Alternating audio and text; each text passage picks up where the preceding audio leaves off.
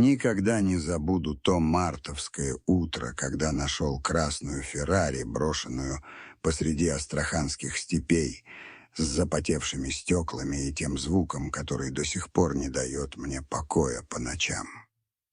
Если вы когда-нибудь задавались вопросом, что бы вы сделали, столкнувшись с чем-то, что противоречит всякой логике посреди бескрайних просторов, эта история заставит вас пересмотреть свои убеждения. Солнце едва начинало подниматься над горизонтом, когда мой КамАЗ пересекал бесконечные волгоградские степи, не подозревая, что этот обычный день станет самым потрясающим в моей жизни. Меня зовут Дмитрий Соколов, но все на дороге знают меня как Сокол. В свои 47 лет я уже больше 20 лет колесю по российским дорогам, перевозя грузы из одного конца страны в другой. Мой дом — это синий металлический КамАЗ 540-90 с иконкой Казанской Божией Матери на панели приборов и четками, висящими на зеркале заднего вида. Моя жена Светлана и двое детей, 15-летний Андрей и 12-летняя Мария, живут в Астрахани. Пока я провожу недели в пути, они ждут меня дома. Тем мартовским утром я выехал из Волгограда с грузом промышленного оборудования, которое должен был доставить в Астрахань. Было 5:30 утра, когда я взял курс на юг по федеральной трассе М6 «Каспий». Небо еще показывало несколько звезд, а температура в степи была прохладной, как это обычно бывает на рассвете, прежде чем солнце начнет нещадно палить. Я уже 3 часа был в пути с почти пустым термосом кофе, слушая шансон на радио «Дорожное». Участок между Волжским и Астраханью — одна из самых безлюдных трасс маршрута, с километрами чистой степи по обе стороны дороги. В этот час мне встретились лишь пара фур и одна легковушка. Рассвет в степи обладает особой красотой, суровой красотой, которая всегда меня утешала. Первые лучи солнца окрашивали в оранжевый цвет невысокие холмы и дальние курганы, пока тени протягивались по засушливой равнине. Вдали я мог различить размытые контуры кустарников полыни и солянки, которые разбросаны по пейзажу.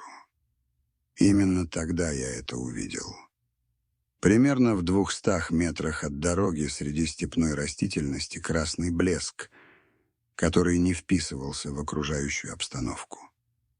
Сначала подумал, что это может быть какой-то дорожный знак или, возможно, мусор. Но по мере приближения форма становилась все более отчетливой. «Что за черт?» — пробормотал я, инстинктивно сбавляя скорость. Это была машина, причем непростая машина. Ярко-красная, с безошибочно узнаваемым силуэтом, похожа на Феррари. Моей первой мыслью было, что мне мерещится. Феррари посреди астраханских степей? Невозможно. Я остановил КамАЗ на обочине, включил аварийку и несколько секунд смотрел в сторону автомобиля. Здравый смысл подсказывал продолжить путь. У меня был график, который нужно было соблюдать, и важная доставка. Но любопытство победило. «Только быстро посмотрю», — сказал я себе, надевая кепку для защиты от солнца, которое уже начинало припекать. Я слез с КамАЗа и пошел в направлении загадочного автомобиля. Местность была неровной, с небольшими барханами песка и россыпью камней, затрудняющих движение. По мере приближения недоверие сменялось уверенностью. Действительно, это был Ferrari 488 GTB. Автомобиль, который я видел только в журналах и изредка на улицах Москвы. «Матерь Божия!» — воскликнул я вслух, когда оказался достаточно близко, чтобы подтвердить увиденное. Феррари стоял частично скрытый среди степной растительности, как будто кто-то намеренно попытался его спрятать. Колеса увязли в песке, и были следы того, что автомобиль намеренно съехал с дороги.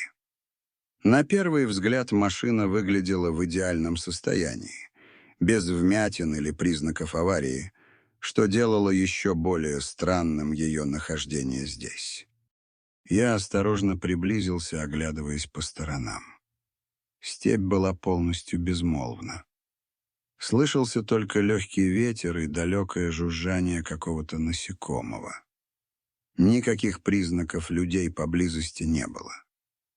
Подойдя к автомобилю, я заметил, что стекла изнутри запотели, как будто кто-то совсем недавно дышал внутри.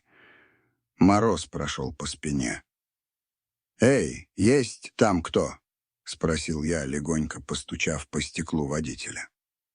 Ответа не было.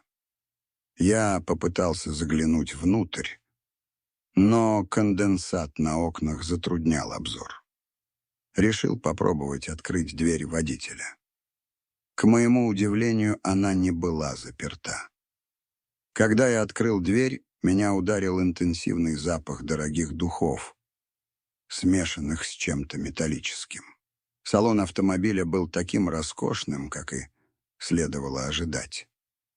Сиденья из черной кожи, цифровая приборная панель — все кричало о богатстве. Но то, что заставило меня похолодеть, лежало на пассажирском сиденье. Открытый кожаный кейс, набитый пачками пятитысячных купюр. «Господи, помилуй!» — воскликнул я, невольно отступив назад.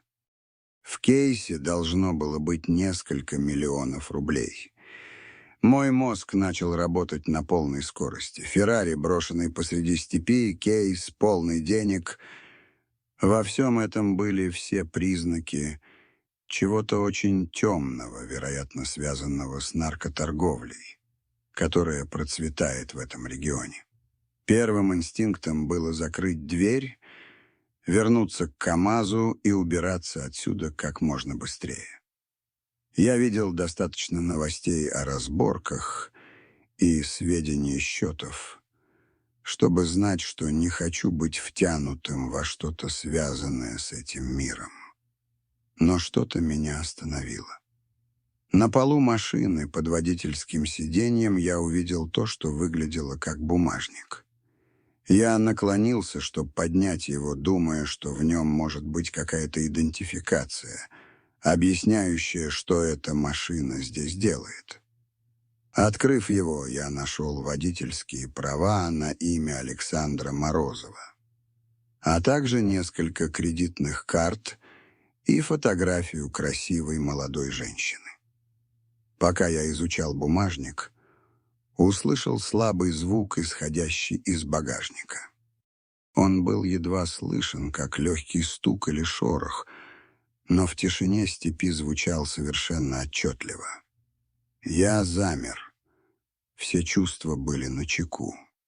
«Есть там кто?» — просил я громко, но мне ответила только тишина. Звук повторился. На этот раз немного громче. Сомнений не было. Он исходил из багажника. Холодный пот покрыл мою спину. Тысячи мыслей пронеслись у меня в голове за секунды. Стоит ли открывать багажник? А что, если там что-то опасное или кто-то раненый, кому нужна помощь?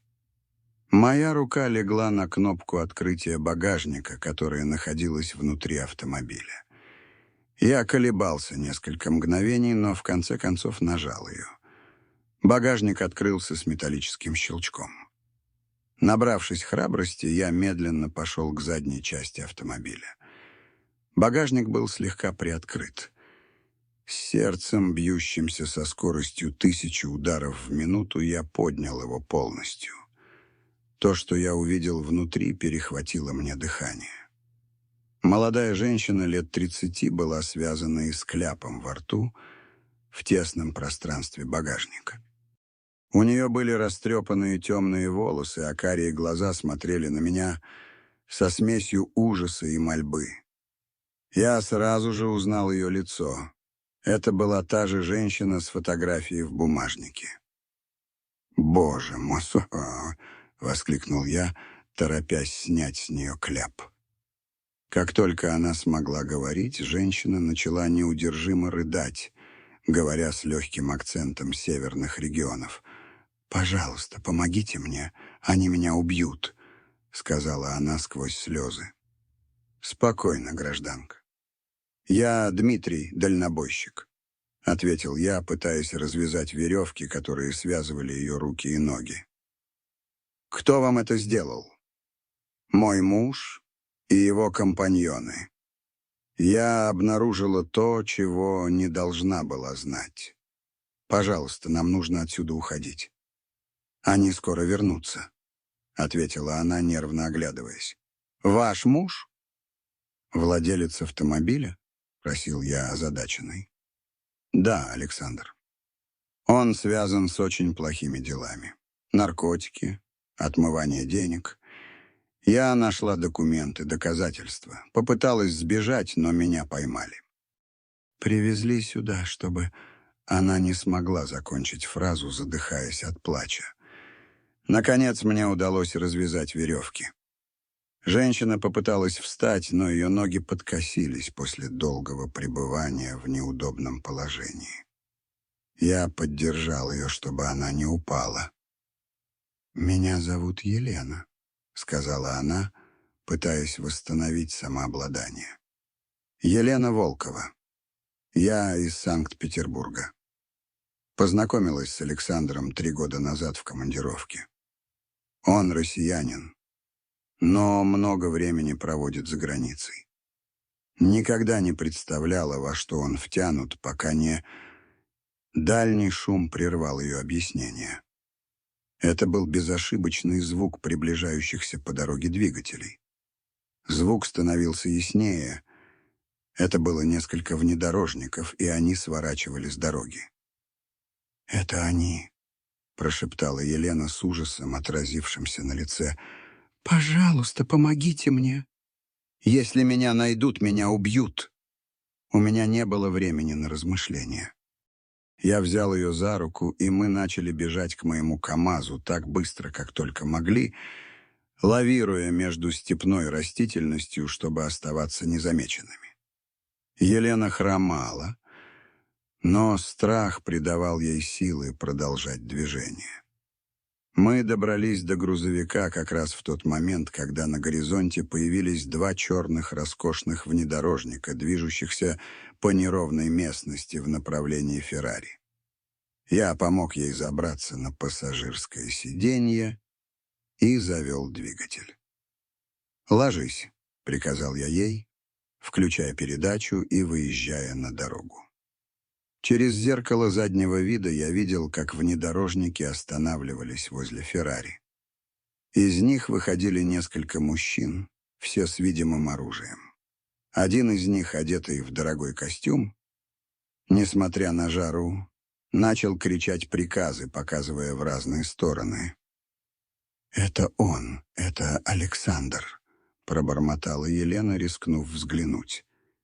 Я нажал на газ изо всех сил. Мой мозг был вихрем мыслей.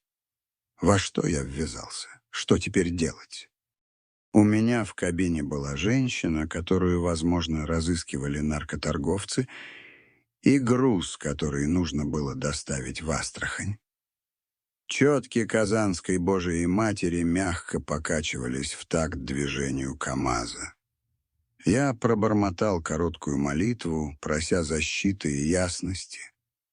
У меня было предчувствие, что эта неожиданная встреча навсегда изменит мою жизнь, хотя я еще не знал точно, как именно. Дорога тянулась бесконечно передо мной, а солнце уже поднялось высоко в небо, безжалостно палило степной пейзаж. Вдали начали вырисовываться горы, окружающие Астрахань. Скоро мы прибудем в город, и тогда мне придется принимать важные решения. Нужно, чтобы вы рассказали мне точно, что происходит, сказал я Елене, когда счел, что мы находимся на безопасном расстоянии. Почему вас оставили в багажнике автомобиля посреди степи? Елена глубоко вздохнула перед ответом. Слезы оставили борозды на ее грязном и уставшем лице. Александр — часть международной наркотрафик-сети. Он использует свои легальные бизнесы для отмывания денег.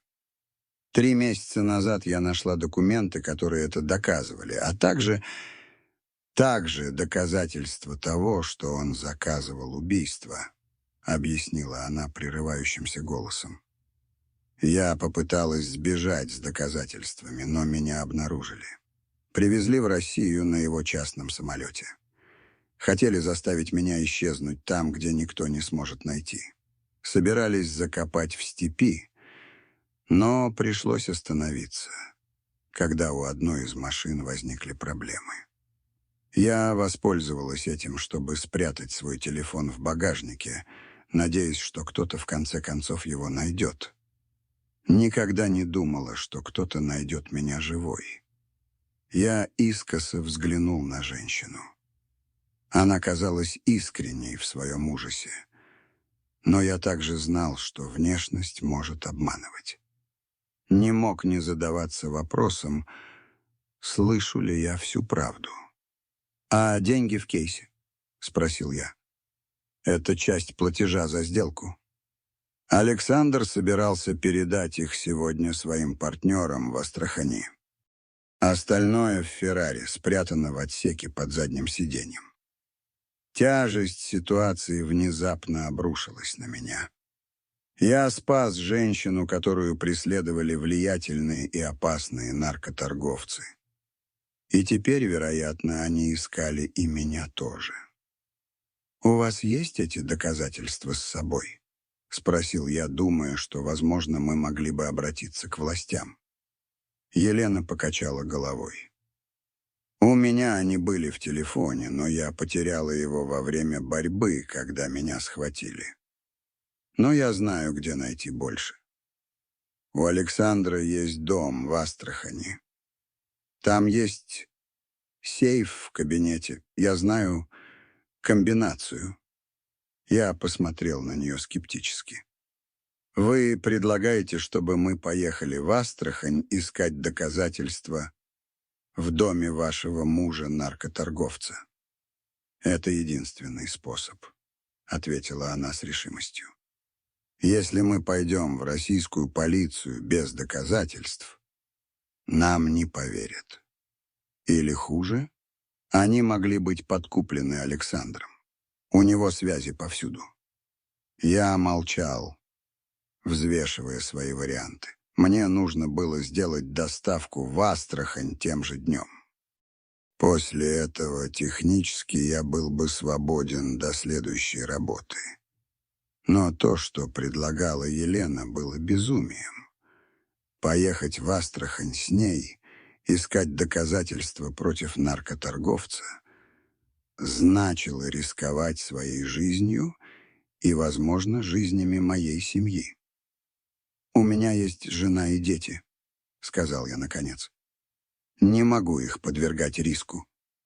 «Я понимаю», — ответила Елена с отчаянием в голосе, «но вы могли бы хотя бы помочь мне добраться до города. Оттуда я смогу справиться сама». Я снова посмотрел на нее. Она выглядела по-настоящему напуганной и отчаявшейся. Мое чутье подсказывало, что она говорит правду, или, по крайней мере, ее часть. А совесть не позволила бы мне оставить ее на произвол судьбы. «Хорошо», — согласился я. «Я отвезу вас в Астрахань, но сначала мне нужно сдать этот груз. После этого помогу вам, если это действительно то, что вы хотите». «Спасибо», — сказала она со слезами на глазах. «Спасибо, правда». Я ехал молча несколько минут, обдумывая все, что произошло за последний час. Тишина степи контрастировала с бурей, которую я чувствовал внутри. «Вам стоит немного отдохнуть», — предложил я Елене, которая выглядела изможенной. «До Астрахани еще 3 часа». Она кивнула и откинула сиденье, закрыв глаза. Через несколько минут усталость взяла верх, и она заснула. Пока я ехал, не мог перестать думать о том, что она мне рассказала. Если это правда, мы были в серьезной опасности. Александр и его люди искали бы нас и не остановились, пока не найдут. Но что-то в истории Елены не совсем складывалось. Зачем оставлять Феррари с такими деньгами посреди степи? Почему ее еще не убили, если это было их намерением? Четки Казанской Божией Матери мягко покачивались в такт движению КамАЗа. Я прошептал короткую молитву, прося защиты и ясности. У меня было предчувствие, что эта неожиданная встреча изменит мою жизнь навсегда, хотя я еще не знал точно как. Дорога тянулась бесконечно передо мной, а солнце уже стояло высоко в небе, безжалостно полившее степной пейзаж. Вдали начали вырисовываться очертания построек, окружающих Астрахань. Скоро мы приедем в город, и тогда мне придется принимать важные решения. Стоит ли мне полностью доверять Елене? Правильно ли я поступаю, помогая ей?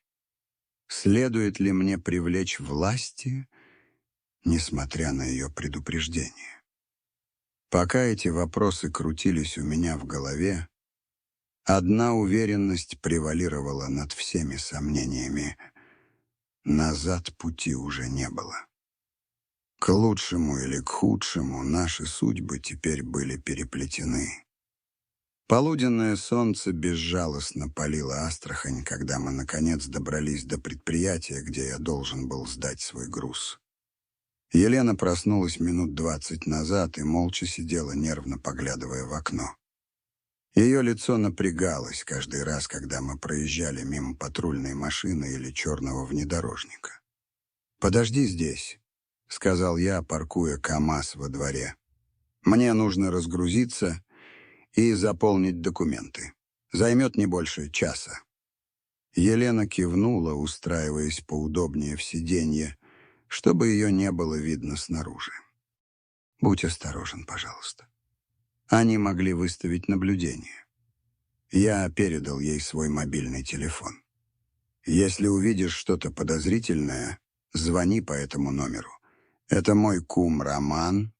Он тоже дальнобойщик и сейчас в Астрахани. Сказал, что подождет поблизости, если понадобится помощь». Я спустился с КамАЗа и направился к приемной конторе. Пытался держаться естественно, но не мог не оглядываться через плечо. Процесс разгрузки и оформления документов показался мне вечным, хотя на самом деле прошел быстрее обычного. Заведующий складом Иван Петрович, мужчина лет 60, с которым я имел дело много раз, заметил мое беспокойство. «Все в порядке, Сокол?» «Вижу, ты какой-то нервный», — прокомментировал он, подписывая последние документы. «Да все нормально, Иван Петрович. Просто тороплюсь повидать кума Романа, прежде чем возвращаться домой», — соврал я. «А, Роман, передавай ему, что он мне должен партию в домино», — рассмеялся Иван Петрович, хлопнув меня по плечу. «Все, свободен. Храни тебя Господь в дороге». «Спасибо, и вас также», — ответил я, чувствуя укол вины за то, что лгу человеку, который всегда был ко мне добр. Когда я вернулся к КамАЗу, застал Елену точно там, где оставил, но теперь она держала в руках маленький крестик, который взяла из моего личного отсека. «Надеюсь, ты не против», сказала она, показывая мне крест, который подарила мне дочь Мария на день рождения. Он дал мне немного утешения. «Не страшно», — ответил я, заводя двигатель. «Это подарок от дочери.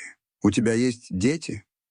«Нет», — ответила Елена с искренним интересом. «Но хотела бы. Александр всегда находил отговорки, чтобы откладывать». «Двое», — ответил я. «Андрей 15 лет, Мария 12. Живут с женой Светланой в Астрахани». «Ты, наверное, скучаешь по ним, когда в дороге». «Каждую минуту», — признался я, чувствуя комок в горле при мысли о них и об опасности, в которую мог их втянуть. «Поэтому нам нужно быть очень осторожными с тем, что мы сейчас делаем». Мы выехали с территории предприятия и направились в центр Астрахани. Я решил сначала отвезти ее в безопасное место, где она могла бы привести себя в порядок и переодеться. Елена все еще была в той же элегантной, но помятой и грязной одежде, в которой я ее нашел. Белой шелковой блузке, теперь запачканной, и черных брюках. «Знаю одну небольшую гостиницу неподалеку», — объяснил я. «Там ты сможешь принять душ и немного отдохнуть, пока я думаю, что делать дальше». «Спасибо, Дмитрий. Не знаю, как тебя отблагодарить за то, что ты для меня делаешь», — сказала Елена дрожащим от эмоций голосом. Я подъехал к гостинице «Каспий», скромному, но чистому месту, где я иногда останавливался, когда нужно было отдохнуть между рейсами. Владелец Сергей Иванович был человеком сдержанным, который не задавал лишних вопросов. Я зарегистрировал Елену как свою сестру и заплатил наличными за номер. Сергей Иванович едва поднял глаза от регистрационной книги, ограничившись кратким «Отдыхайте хорошо» и вручив мне ключ от номера 12. Оказавшись в номере, Елена рухнула на кровать, словно весь адреналин, который поддерживал ее, наконец истощился. «Можешь воспользоваться душем», — сказал я, указывая на маленькую ванную. «Я схожу, куплю тебе чистую одежду и еды. Закрывай на замок, когда уйду, и никому не открывай, кроме меня». «Ты скоро вернешься?» — спросила она с нотками паники в голосе.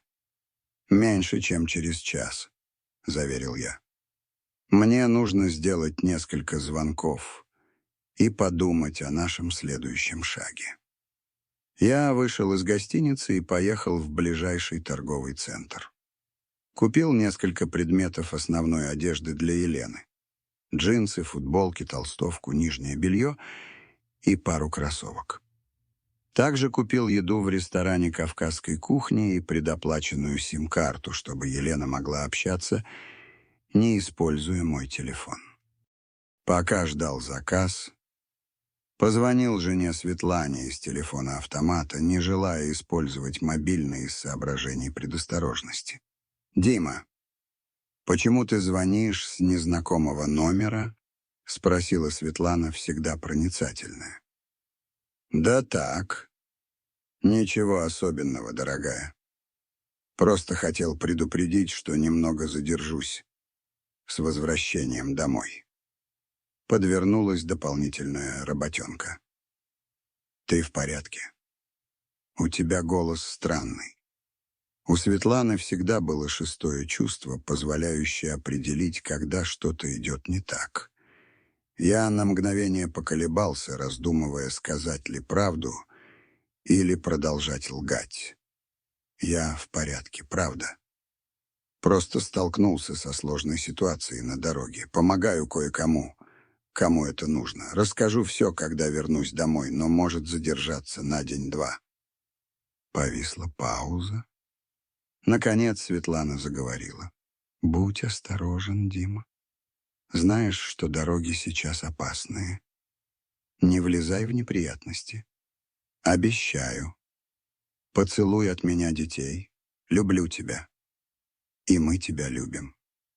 Пусть Богородица оберегает тебя». Я повесил трубку с тяжелым сердцем. Никогда ничего не скрывал от Светланы, и то, что делаю это сейчас, причиняло мне глубокую боль. Но так было лучше для их безопасности. Когда я вернулся в гостиницу, застал Елену завернутой в полотенце с мокрыми волосами. После душа она выглядела иначе, моложе и более уязвима. «Принес тебе это», — сказал я, передавая сумки с одеждой и ставя еду на маленький столик, а также предоплаченный телефон. Запомни мой номер на случай, если нас разделят. «Спасибо», — ответила она, взяв сумки и направившись в ванную переодеваться. Пока мы ели плов, который я принес, обсуждали наши варианты. Елена по-прежнему была убеждена, что нам нужно добыть доказательства против Александра из его дома в Астрахани. «Знаю своего мужа», — настаивала она. «Он не остановится, пока не найдет меня, а когда найдет, убьет меня, а заодно и тебя за то, что помогал. Наша единственная надежда — получить эти доказательства и передать их властям. А как ты предлагаешь попасть в его дом? Его люди наверняка охраняют все подходы». Елена достала из кармана связку ключей. «У меня есть эти. Александр никогда не думал, что я попытаюсь сбежать, поэтому не отобрал их. И все-таки проникнуть в дом опасно. Люди твоего мужа могли выставить наблюдение». «Знаю, но у нас нет другого выбора», — сказала Елена с решимостью. «И каждая минута, которая проходит, увеличивает опасность. У Александра связи везде. Скоро они обнаружат, где мы». Я знал, что она права. Астрахань, несмотря на свои размеры, была тесным местечком для человека с ресурсами и связями Александра Морозова. Мы не могли оставаться долго, не будучи обнаруженными. «Хорошо», — согласился я наконец. «Попробуем завтра утром. Рано. Знаю нескольких ребят, которые работают в ночную смену. Возможно, это облегчит дело». Елена заметно успокоилась. «Спасибо, Дмитрий. Знаю, что подвергаю твою жизнь риску и сожалею об этом. Но клянусь, что когда все это закончится, найду способ тебя отблагодарить. Я делаю это не ради денег», — пояснил я. «Делаю, потому что это правильно». Той ночью я остался в соседнем номере с Еленой. Едва мог заснуть, ворочаясь в кровати, думая о событиях дня и о том, что нас ждало завтра. В 3 часа ночи услышал шум в коридоре, вскочил и осторожно выглянул в окно. На стоянке гостиницы крупный мужчина осматривал мой КамАЗ. На нем была черная кожаная куртка, и он двигался с уверенностью человека, привыкшего к опасным ситуациям. После осмотра кабины он достал телефон и коротко поговорил. Через несколько минут подъехал черный внедорожник, идентичный тем, что мы видели в степи. Мое сердце забилось быстрее. Нас нашли. Не теряя времени, я собрал свои вещи и побежал к номеру Елены. Тихонько постучал в дверь. «Елена, это Дмитрий. Открывай. Нам нужно уходить прямо сейчас», — прошептал я срочно. Дверь открылась почти мгновенно. Елена была полностью одета, словно тоже ждала этого момента. «Нас нашли?» — спросила она, хотя по ее выражению было ясно, что она уже знала ответ. «Да, внизу люди осматривают мой КамАЗ. Нужно выбираться через заднее окно гостиницы». Мы взяли свои немногочисленные вещи и тихонько вылезли через окно ванной, которая выходила в узкий переулок. Ночь была холодной, а полная луна освещала наш путь ярким светом, который в тот момент казался скорее угрозой, чем помощью. «И что теперь?» — спросила Елена, пока мы, крадучись, удалялись, держась в тени.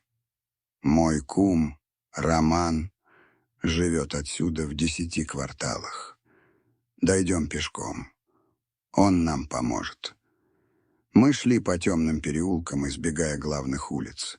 Встретили нескольких полуночников, рабочих, возвращающихся домой после ночных смен, парочку пьяных, шатающихся к месту назначения, пару патрульных машин, которые заставили нас затаить дыхание. Наконец мы добрались до скромной многоэтажки, где жил Роман. Поднялись по лестнице на 3-й этаж, и я постучал в его дверь нашим особым кодом. 3 быстрых удара, пауза, еще 2 удара. Дверь открылась почти мгновенно. Роман, крепкий мужчина лет 50 с густыми седыми усами, посмотрел на нас с удивлением. «Сокол!» «Что за...» — начал он. Но я его перебил. «Нужна помощь, кум. У нас проблемы». Роман взглянул на Елену с любопытством, но не стал задавать вопросов. Впустил нас и закрыл дверь. Его квартира была небольшой, но уютной, украшенной семейными фотографиями и сувенирами из его путешествий по всей России. «Кофе хотите?» «Вы выглядите так, словно он вам нужен», — предложил он, направляясь к кухне, не дожидаясь ответа. Пока Роман готовил кофе, я вкратце объяснил ситуацию. Не вдавался во все подробности, но дал понять серьезность проблемы. «Нам нужно попасть в один дом как можно скорее», — заключил я. «И мой КамАЗ не могу использовать. За ним наблюдают». Роман налил нам кофе и сел напротив, задумчиво поглаживая усы. «То, о чем ты просишь, рискованно, кум», — сказал он наконец. «Но ты знаешь, что можешь на меня рассчитывать.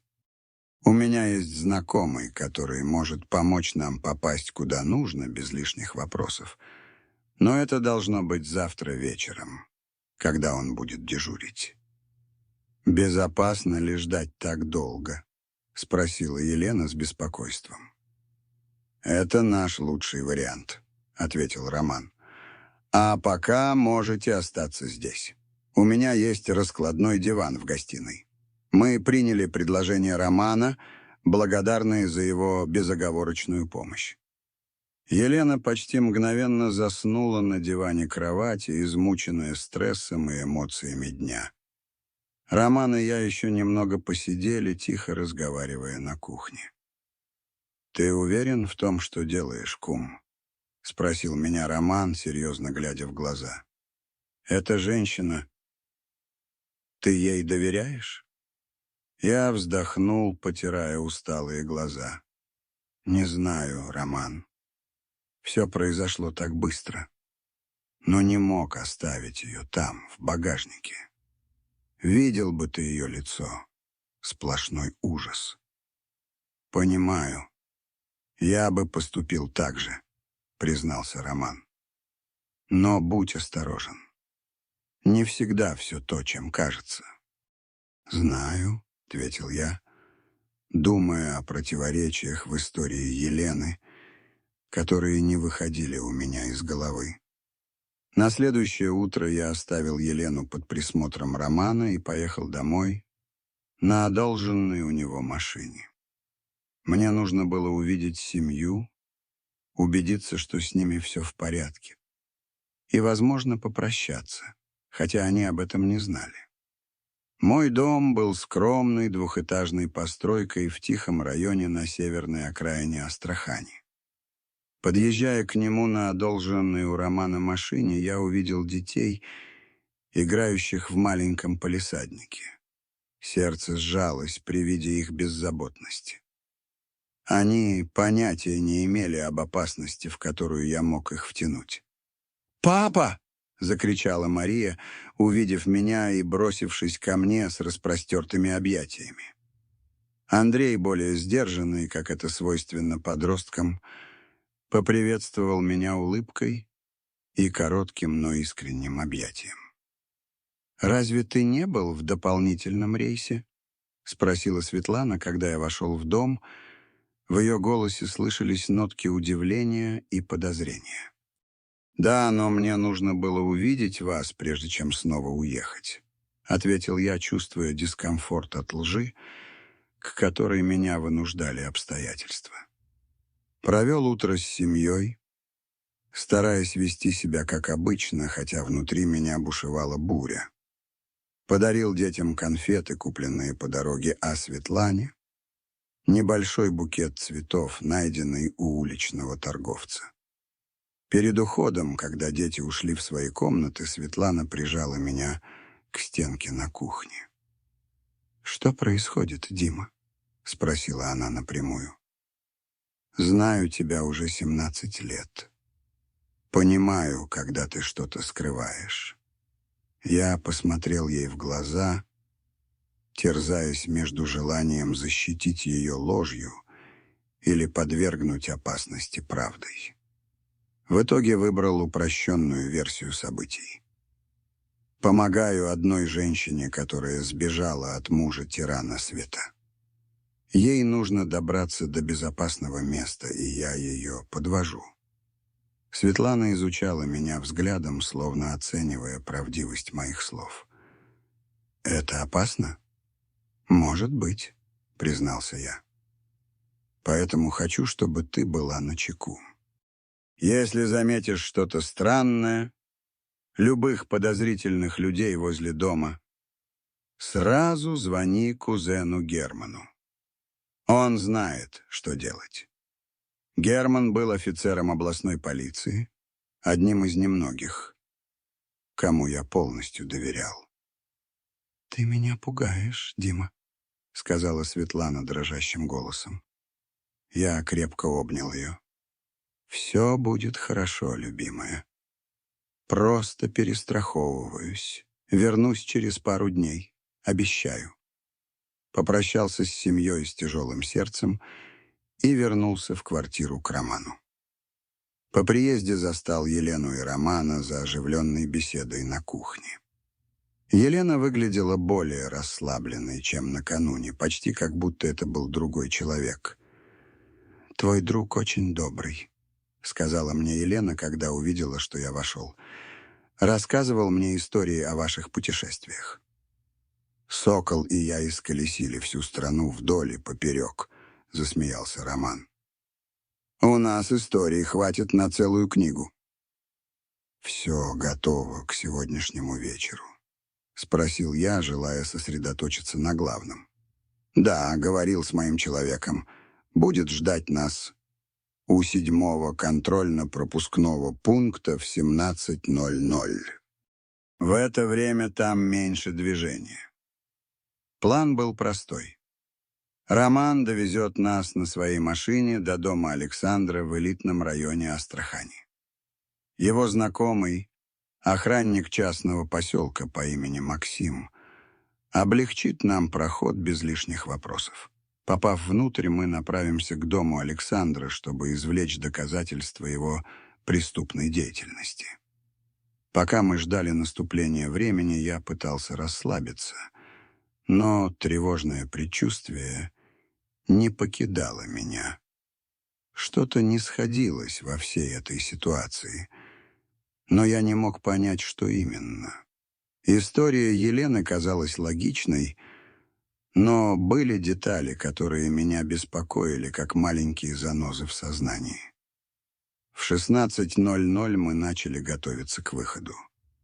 Елена собрала волосы и надела солнцезащитные очки, одолженные у Романа, пытаясь хоть как-то изменить внешность. Я надел бейсболку и куртку, отличающуюся от тех, что обычно носил. «Готовы?» — спросил Роман, беря ключи от машины. Мы кивнули и вышли из квартиры. Дорога до элитного района была напряженной. Все трое постоянно смотрели в зеркала, не преследует ли нас кто-то. Астрахань кипела вечерней активностью с обычным движением и людьми, возвращающимися домой с работы. Добравшись до КПП закрытого поселка, Роман направился прямо к 7-й будке, как и было запланировано. Охранник Максим, мужчина средних лет со строгим выражением лица, проверил наши документы чисто формально. «Проезжайте», — сказал он коротко, поднимая шлагбаум. Дом Александра оказался внушительным двухэтажным особняком в глубине поселка, окруженным высоким забором и охранительной системой. К нашему удивлению, видимых признаков наблюдения не было. Ни охранников, ни патрульных машин. «Странно», — пробормотал я. «Думал, будет больше охраны». «Александр всегда был самоуверенным», — ответила Елена. «Вероятно, не ожидает, что я осмелюсь вернуться сюда». Мы припарковались в нескольких кварталах от дома и пешком подошли к зданию. Елена достала связку ключей и без труда открыла входную дверь. Внутри дом был роскошным, но безжизненным. Дорогая мебель, картины на стенах, но атмосфера холодная и неприветливая. «Кабинет наверху», — шепнула Елена, ведя нас по мраморной лестнице. Кабинет Александра выглядел как святилище успешного бизнесмена. Массивный дубовый стол, кожаные кресла, стеллажи с книгами и большой сейф в углу. «Вот он», — сказала Елена, указывая на сейф. Она подошла к нему и начала вводить комбинацию. Через несколько секунд раздался щелчок, и сейф открылся. Внутри были папки с документами, несколько USB-накопителей и стопки наличных денег в разных валютах. Елена начала быстро просматривать документы. «Вот», — сказала она торжествующе, доставая толстую папку. «Контракты с картелями, записи банковских переводов — все здесь». Пока она собирала доказательства, я не мог избавиться от ощущения, что что-то идет слишком гладко. Почему дом не охранялся? Почему Александр оставил такие важные документы в легкодоступном месте? «Нам нужно уходить», — сказал я, нервничая. «Мы здесь уже слишком долго». «Еще минуту», — ответила Елена, продолжая рыться в сейфе. Именно тогда я услышал звук автомобильных дверей, захлопывающихся снаружи. Мое сердце замерло. «Елена, мы должны идти. Сейчас».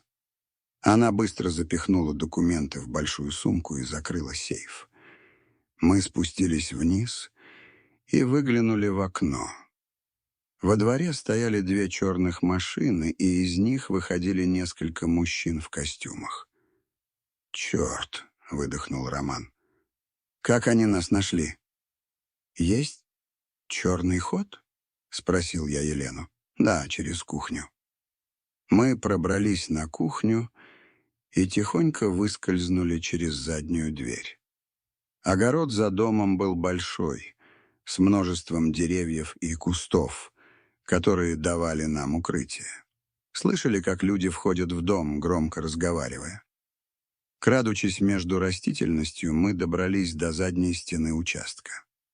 Роман помог нам перелезть через забор, и мы оказались в соседнем переулке, где оставили машину. «Поехали отсюда», — сказал Роман, заводя двигатель. Пока мы удалялись от района, Елена судорожно обнимала сумку с документами. «Получилось», — сказала она с облегчением. «У нас есть все необходимое, чтобы засадить Александра». Но мне что-то не давало покоя. Все прошло слишком легко, слишком удобно. Как будто... «Куда теперь?» — спросил Роман. «Нужно найти место, где мы сможем безопасно изучить эти документы», — ответила Елена. «А затем обратиться к властям». Мы направились к другой гостинице на противоположном конце города. По дороге я размышлял о произошедшем. Что-то определенно было не так, но я не мог понять, что именно. В новой гостинице мы сняли номер и разложили документы на кровати. Елена начала их сортировать и объяснять, что каждый из них означал. «Смотри», — сказала она, показывая мне банковскую выписку. «Это перевод 10 миллионов рублей от колумбийского картеля. А вот этот контракт описывает маршруты доставки через Каспийское море». Документы действительно выглядели убедительно.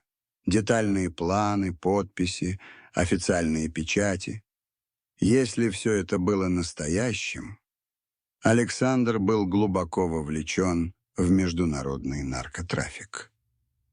С этими доказательствами мы можем обратиться в ФСБ, сказала Елена.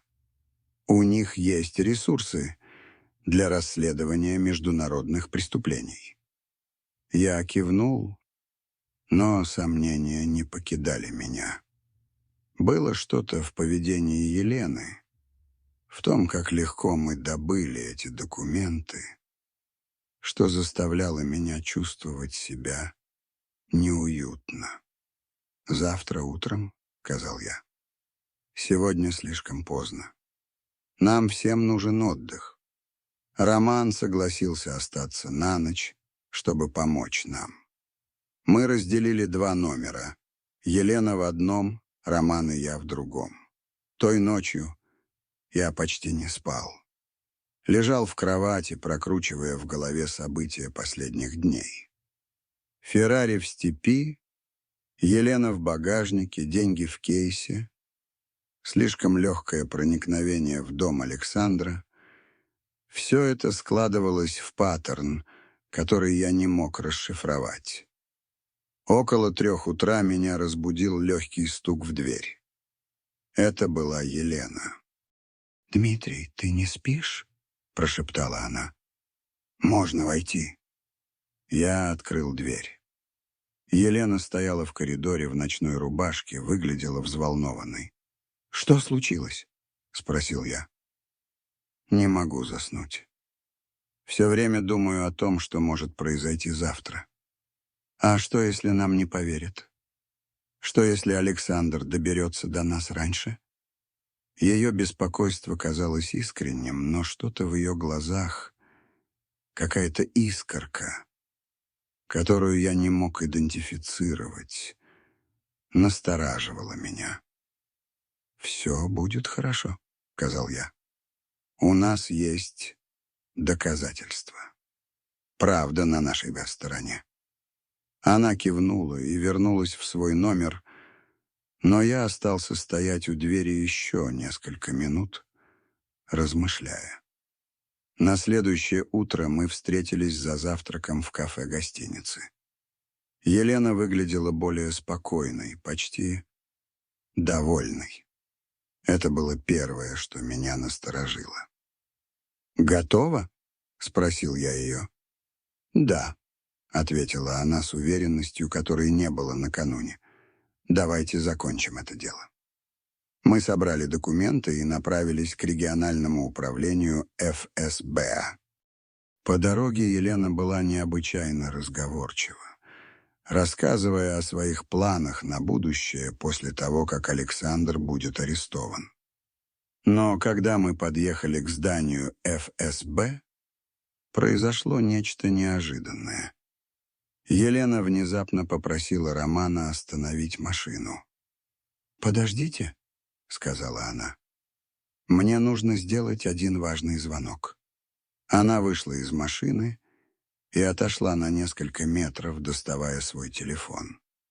Я видел, как она разговаривает с кем-то, но не мог расслышать слова. Когда она вернулась, в ее поведении что-то изменилось. Улыбка стала более холодной, а взгляд все более расчетливым. «Все в порядке?» — спросил я. «Более чем в порядке», — ответила она, и в ее голосе прозвучала нота, которой там не было прежде. Именно тогда до меня дошло. Именно тогда я понял, что попал в ловушку. «Елена», — сказал я медленно, чувствуя, как кровь стынет в жилах, — «с кем ты говорила?» Ее улыбка стала еще шире, и впервые за все эти дни я увидел настоящую Елену, не испуганную жертву, а холодную, расчетливую женщину.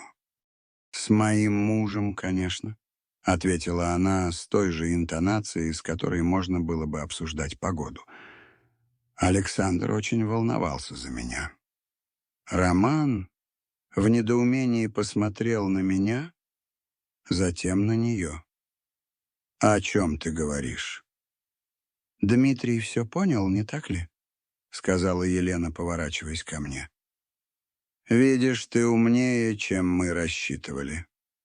Александр предупреждал, что дальнобойщики часто бывают проницательными». Кусочки головоломки начали складываться в моей голове с пугающей ясностью. Феррари в степи, деньги в кейсе, слишком легкое спасение Елены, отсутствие серьезной охраны в доме, документы, лежащие в сейфе, как будто специально для нас. «Все это было спектаклем», — сказал я, не то утверждая, не то спрашивая. «Браво!» — хлопнула в ладоши Елена. «Действительно, все. От начала до конца. Феррари, деньги, моя связанность в багажнике — все тщательно срежиссировано». «Но зачем?» — спросил Роман, все еще не понимая масштаба обмана. «Деньги, дорогой Роман, всегда дело в деньгах». Елена открыла сумку с доказательствами и достала оттуда несколько пачек купюр. «Видишь эти документы? Подделки. Хорошие подделки, но все же липа. Настоящая ценность была в том кейсе в Феррари. 15 миллионов рублей, которые нужно было перевести без лишнего внимания властей. Моя голова кружилась от осознания того, как меня использовали. Вы использовали меня как курьера. Не совсем, покачала головой Елена. Видишь ли, у нас была более сложная задача. Деньги нужно было не просто перевести, а отмыть через систему. А что может быть лучше честного дальнобойщика, который спасает женщину от злого мужа, наркоторговца? «Объясни понятнее», — потребовал я, чувствуя, как нарастает гнев. «Александр действительно занимается не совсем легальным бизнесом», — продолжила Елена, явно наслаждаясь моментом раскрытия. «Но не наркотики. Это слишком грязно и опасно. Он занимается финансовыми махинациями, уклонением от налогов, подставными фирмами. И периодически нужно переводить большие суммы наличных через границу. «Обычные схемы слишком рискованны», — вмешался знакомый мужской голос. Мы обернулись и увидели Александра Морозова, выходящего из черного внедорожника, который бесшумно подъехал, пока мы разговаривали. Это был высокий мужчина лет 45, в дорогом костюме, с уверенной походкой и холодными глазами. «Здравствуй, дорогая», — сказал он Елене, поцеловав ее в щеку. «Как наш спаситель?» «Дмитрий оказался умнее, чем мы думали», — ответила она. «Но план все равно сработал». «Какой план?» — спросил я, хотя начинал догадываться. Александр улыбнулся. Та же холодная улыбка, что и у его жены. «Простой план, Дмитрий. Мы знали, что ты захочешь сделать доброе дело. Русские дальнобойщики славятся своим желанием помогать людям в беде. Мы рассчитывали на это». «Идея заключалась в следующем», — подхватила Елена. «Ты находишь меня, спасаешь. Мы добираемся до города. Затем я убеждаю тебя помочь мне разоблачить моего преступного мужа. Мы вместе идем в ФСБ с поддельными документами. «И что дальше?» — спросил Роман, который, наконец, понял серьезность ситуации. «А дальше все просто», — сказал Александр. ФСБ начинает расследование, обыскивает наш дом, находит деньги, которые мы специально там оставили. Но эти деньги украли преступники, то есть мы сами. Официально мы становимся жертвами, а не преступниками. «И куда же деваются настоящие деньги?» — спросил я, хотя уже догадывался. «А настоящие деньги уже в безопасности», — засмеялась Елена. «Помнишь тот кейс в Феррари, 15 миллионов рублей, которые ты видел? Они уже переведены на счета в Швейцарии через нашего человека в банке». «Но зачем весь этот спектакль со мной?» «Нужен был свидетель», — объяснил Александр. «Честный, надежный человек, который подтвердит нашу историю. Дальнобойщик, у которого семья, репутация. Кому поверят больше, нам или тебе?» Холодок пробежал по моему позвоночнику. «То есть вы собираетесь обвинить меня?» «Не обвинить», — покачала головой Елена. «Использовать. Ты расскажешь следователям, как героически спас меня от жестокого мужа. Как мы вместе собирали доказательства его преступлений. А когда выяснится, что документы подделка, а деньги пропали, подозрение естественным образом падет на кого-то другого». «На кого?» — спросил Роман, хотя, кажется, уже знал ответ. «На честного дальнобойщика, который имел доступ ко всем документам и знал, где лежат деньги», — холодно сказал Александр. «На человека, который мог подменить настоящие документы фальшивыми и украсть 15 миллионов рублей». Я почувствовал, как земля уходит из-под ног. Они действительно планировали сделать из меня козла отпущения. Все было продумано до мелочей. Мои отпечатки на Феррари, на документах, свидетельские показания Елены против меня. «Ты сукин сын», — прошипел Роман, делая шаг к Александру. «Тихо», — сказал Александр, и двое мужчин в темных костюмах вышли из внедорожника. «Не нужно усложнять ситуацию». «Что теперь?» — спросил я, пытаясь сохранить спокойствие и найти выход из ситуации. «Теперь мы идем в ФСБ, как и планировали», — сказала Елена. «Ты рассказываешь свою историю о том, как спас меня. Я подтверждаю. Мы передаем документы. Начинается расследование. А если я откажусь?» Александр посмотрел на меня с сожалением. «Тогда тебе придется объяснить, что ты делал с 15 миллионами рублей, которые исчезли после твоего спасательного подвига. Как думаешь, кому поверят? Уважаемому бизнесмену и его жене или дальнобойщику с сомнительными связями?» Я понял, что попал в идеально выстроенную ловушку. Что бы я ни делал, что бы ни говорил, все можно было повернуть против меня. Александр и Елена продумали каждый ход. Но тут я заметил, что Роман незаметно достает свой телефон. Наши глаза встретились на долю секунды, и я понял, он записывает разговор. «Хорошо», — сказал я медленно, стараясь потянуть время. «Но объясни мне еще раз, зачем такая сложная схема? Неужели нельзя было просто перевести деньги?» «Можно», — согласился Александр, явно гордясь своим планом. «Но тогда остались бы следы. А так мы не только переводим деньги, но и создаем себе алиби. Плюс получаем страховку от налоговой, Они же будут думать, что мы пострадавшие от преступления. И сколько таких операций вы провели? Ты будешь пятым, засмеялась Елена. Предыдущие 4 дальнобойщика сейчас сидят в тюрьме за кражи, которых не совершали. Это была лишняя информация, которая мне была нужна. Теперь я знал, что это не разовая афера, а отлаженная система. «Достаточно разговоров», — сказал Александр, глядя на часы. «Пойдем». Но в этот момент Роман сделал неожиданное движение. Он бросил свой телефон мне, крикнув «Лови!»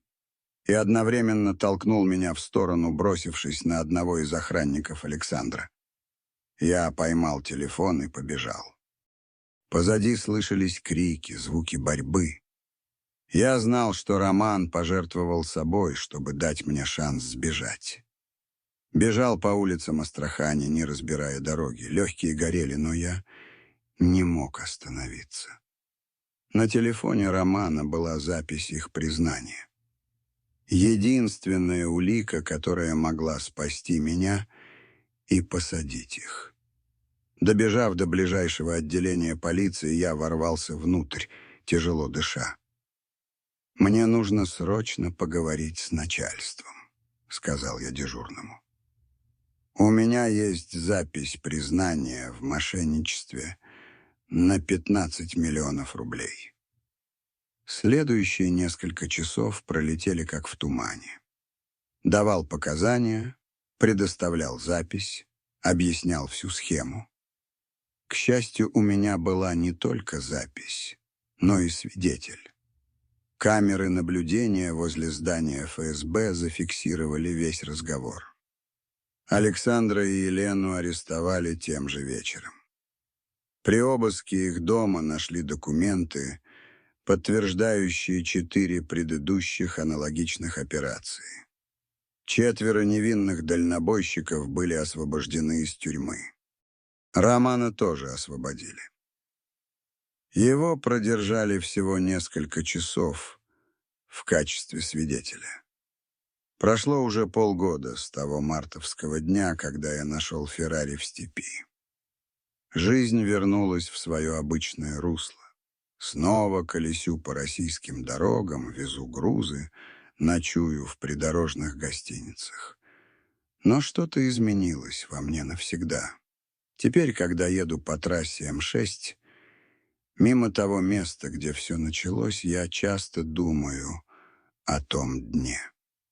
О том, как легко можно попасть в ловушку, если руководствоваться только добрыми намерениями. О том, что даже самое благородное желание помочь может быть использовано против тебя. Александр Морозов. Получил 10 лет колонии строгого режима. Елена — 7 лет. Их схему признали особо циничной, поскольку они эксплуатировали лучшие качества людей. Желание помочь ближнему в беде. 4 дальнобойщиков, которых они подставили раньше, были полностью реабилитированы. Каждому выплатили компенсацию за незаконное заключение. Один из них, Владимир из Новосибирска, до сих пор звонит мне и благодарит за то, что я раскрыл эту схему. Роман получил благодарность от регионального управления МВД за помощь в расследовании. Теперь мы частенько встречаемся в дороге. И он всегда напоминает мне: «Сокол, если не твоя дозорность, мы бы все попались на эту удочку». Моя семья узнала всю правду только через неделю после ареста преступников. Светлана сначала испугалась, потом разозлилась, что я скрывал от нее опасность, а потом гордилась тем, что ее муж помог посадить преступников и освободить невинных людей. «Ты все правильно сделал», — сказала она мне той ночью, когда я, наконец, рассказал ей всю историю. «Но в следующий раз предупреждай меня. Мы семья и должны вместе переживать трудности». Дети восприняли все как приключенческий фильм. Андрей даже написал сочинение в школе про отца-героя, которое потом зачитывали на школьной линейке. Но самый важный урок, который я извлек из всего этого, касается человеческой природы. Я понял, что мир полон как добрых людей, готовых помочь, так и тех, кто готов эту доброту эксплуатировать. Понял, что нужно быть осторожным, но не циничным. Помогать людям, но не терять бдительность. Иногда, когда еду ночью по пустынной дороге и свет фар выхватывает из темноты бесконечный асфальт, я думаю о том, сколько еще таких историй скрывается в российских степях, сколько тайн и загадок хранит дорога, которая стала моим домом. И знаете что? Если завтра я снова увижу что-то подозрительное на обочине, странно брошенную машину, человека, просящего о помощи, я все равно остановлюсь. Потому что лучше быть человеком, который помогает и рискует, чем тем, кто проходит мимо чужой беды. Просто теперь я буду делать это с открытыми глазами. Четки Казанской Божией Матери все так же покачиваются в такт движению КамАЗа, когда я беру очередной поворот. Степь простирается справа от меня, бескрайняя и неумолимая.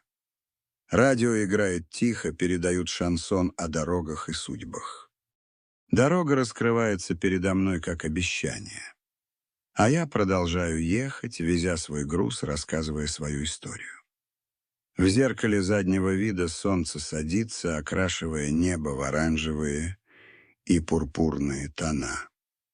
Заканчивается еще один день на дороге. Завтра будет новый путь, новая история, потому что такова жизнь дальнобойщика. Дорога, которая никогда не кончается, история, которая продолжается всегда. Меня зовут Дмитрий Соколов, Сокол. И это моя история о том, как красная Феррари, брошенная в астраханских степях, чуть не стоила мне всего, что я люблю. И о том, как я узнал, что самые опасные хищники — это те, кто смотрит на нас глазами жертвы. Если когда-нибудь будете ехать по трассе М6 «Каспий» и увидите синий КамАЗ с иконкой Казанской Божией Матери на панели, поприветствуйте. Может быть, угощу кофе, и, если будет время, расскажу эту историю подробнее. Или, может быть, поведаю другую, потому что на дороге историй столько же, сколько километров мы проезжаем. А если вдруг увидите что-то необычное в степи, что-то, что не вписывается в пейзаж, подумайте дважды, прежде чем подходить. Иногда секреты степи лучше оставлять погребенными под песком. Но если все же решите исследовать, если решите помочь, делайте это с открытыми глазами. Потому что, как я понял, самым трудным способом не все является тем, чем кажется, особенно в бескрайних и загадочных степях между Волгоградом и Астраханью. А теперь, простите, у меня есть груз, который нужно доставить в Ростов-на-Дону. Дорога зовет. А сокол никогда не заставляет дорогу ждать. Храни вас Господь. И пусть Пресвятая Богородица сопровождает вас в пути. И помните, держите глаза открытыми и сердце готовым, потому что никогда не знаешь, какие сюрпризы приготовит следующий поворот дороги.